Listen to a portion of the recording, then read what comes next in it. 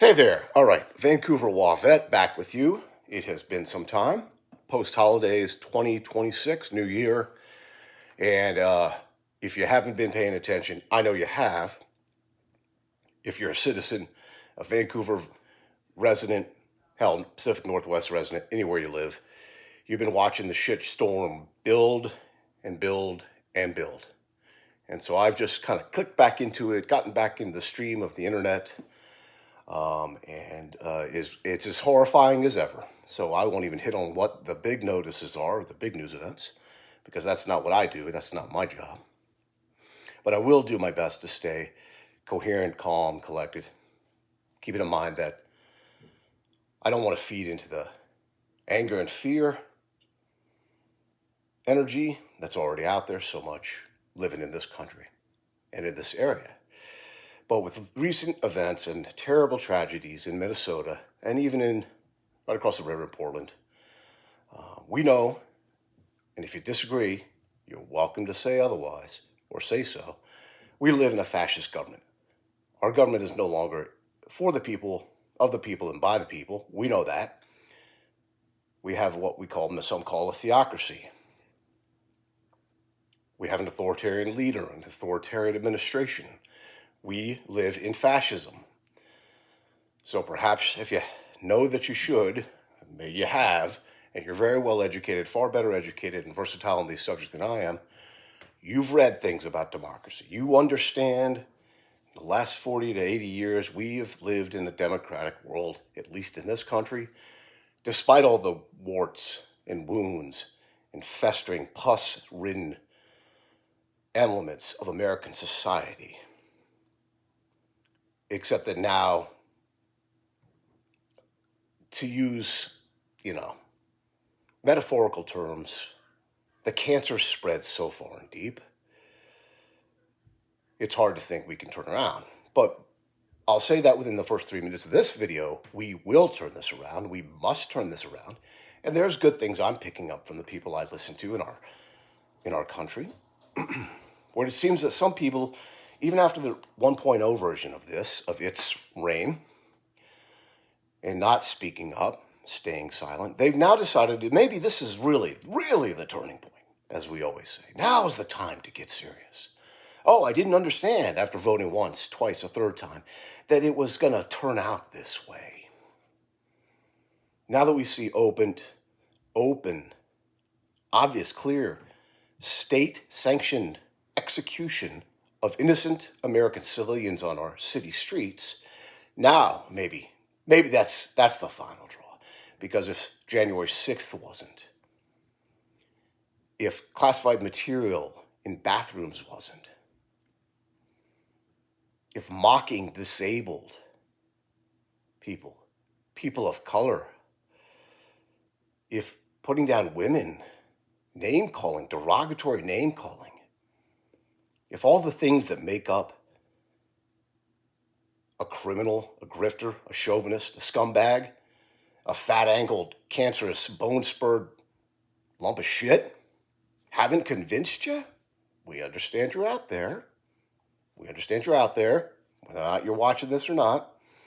It's not evident to you in the last 10 years.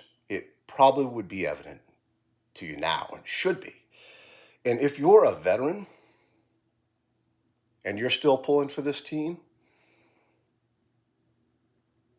you're in deep trouble. I'd recommend you figure out why. Because now the people that have been killed, assassinated, let's just call it an assassination, against a person that's not radicalized, not a homegrown domestic terrorist, not anything they say, it's people say behind a podium. It's none of those things, because those are untruths. They're terribly obvious untruths because we can see it with our naked eye.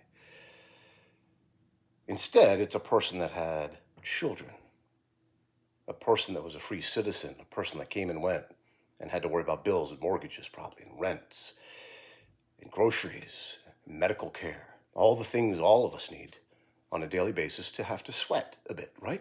All the big pieces. and her color of her skin is white, or was white. She's just like me. Just like me. Could have been my wife. Could have been my sister. Could have been my cousin. Could have been my neighbor. And for many of you, it was one of those things. So now that we have our own police state-sponsored police force, brown shirts, we all should be really, really, really concerned.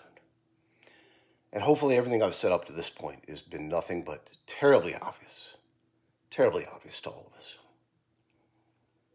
But for my segment of listeners, at least those I would really like to appeal to, if you served at any time, if you took an oath to defend the Constitution, if you were sworn in to wear a uniform and defend it, and to do your due diligence and duty to report to a duty station, multiple duty stations over years, perhaps you carried a weapon in defense of this country, in support of its rules and rule obligations, and defended certain missions. If that was you for any amount of time, a year, 2 years, a full career, multiple decades, you need to step up. And I say that you need to step up because I'm telling myself I need to step up more. And you know what those actions are. I'll even skip through all the call for action stuff. Calling senators, calling congresswomen, women and men. Showing up at protests, peaceful protest. Going out, supporting every rally you can find. Yesterday I went down to a local place where I would find other like-minded patriots to protest this authoritarian government. On a normal time where we have been there before to protest and wave flags and chant and find unity and coherence as a community, nobody was there. I even wandered off myself when I could have stood there and done my bit, even as a solitary American citizen, to protest these crimes. I walked away. So after this week, I know we're turning out in force, and it's already shown in many major cities. Keep showing up. Now's the time to speak up. Do not obey in advance. Read Timothy Snyder's 20 Lessons for the 21st Century on tyranny. Read Heather Cox Richardson's Democracy Awakening. Read Madeleine Albright's Fascism. Read anything by Timothy J. Snyder. If you need to understand more about what we're having to go through, based on the history of this country and this world, do it. Now's the time. And act. Don't just sit at home and draw the blinds. Get up, get off the couch, and get your ass out there. We've got people in Congress who are afraid to fucking stand up. And now they're just starting to stand up. And their little ears are hurt by the word fuck when we say fuck him and fuck this tyrannical government. And fuck people being shot in the streets. And fuck people being told they can't speak their minds and say what they need to say. And fuck saying just because you don't support me or you disagree or you're practicing your right for dissent that you somehow are a terrorist or Antifa or some sort of threat. Fuck that. That's called American patriotism. And so if your little pure Christianity ears are burning and the word fuck hurts you because you've heard it too many times, like get the fuck out, ICE, don't worry, there's a lot more fucks coming your way. Just fucking buckle fucking up. Fuck out.